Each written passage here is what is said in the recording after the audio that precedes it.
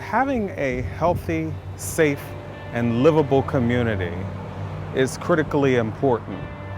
It's something that I can relate to personally as someone whose mother raised my sister and I on welfare in the housing projects in a low-income area. When I look at my own family, 3 generations of Californians, and we've had the opportunity to live the American dream, and I want that to continue for my daughter.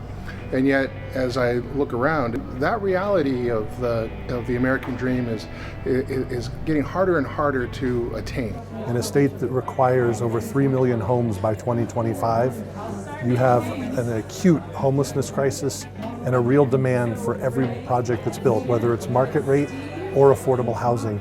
We simply do not have enough supply. There is still a disconnect between the kinds of skills, the types of skills that students coming out of higher ed have and the skills that are necessary to fill the jobs that are open. Or that critical infrastructure water in an arid state, that we're making sure that we have the water to fuel our farms and fuel our cities and fuel our businesses. Because of the economic recession, not everybody has recovered in the same way, and it's absolutely paramount that we continue to focus on growing better middle-class jobs to ensure that we are lifting folks out of poverty. As we look at raising 1 million people into the middle class, you have to see the nexus with the goals of the 2015 summit.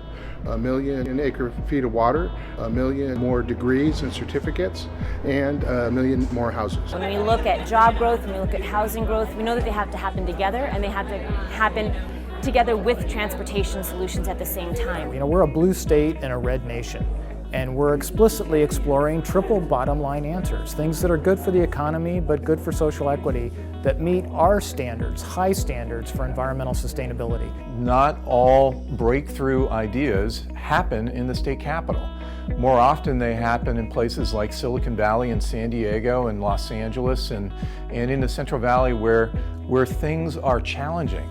It's not about one or over the other, it's about moving all 3. So if we can bring together leaders from the regions, from all 3 sectors around a triple bottom line, that's what gets people excited. We've had a tremendous number of wins, whether it's been through legislative changes in the implementation of the Strong Workforce Program or the subsequent $200 million allocation that came through the state legislature.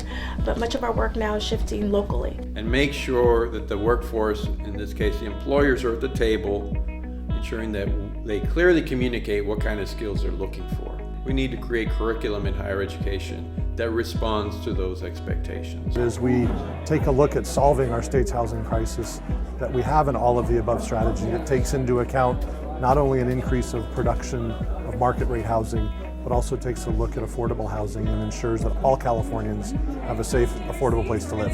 California voters have come forward and they've said, we want a holistic solution. We're saying yes to transportation, we're saying yes to housing. Housing is enough of a critical path issue for the state of California, socially, economically, and environmentally. If we don't address this issue, we're really turning our backs on the most vulnerable citizens in our state.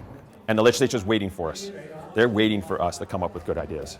The summit allows that to happen. This is about governing ourselves to the future we want. Civic leaders, business leaders, educational leaders are coming around a common table to look for those breakthroughs. We can't set a goal of lifting 1 million people out of poverty into the middle class unless it's all hands on board. We want to sort of harness that creative power, that energy that is in our regions, and bring that to the state capitol.